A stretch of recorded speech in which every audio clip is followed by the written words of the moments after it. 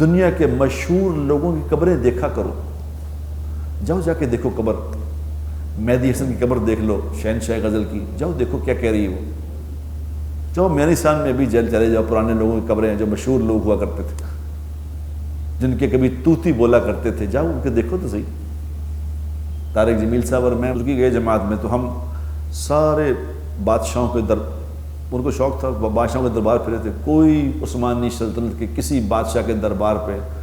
کوئی فاتحہ کہنے والا نہیں تھا، اور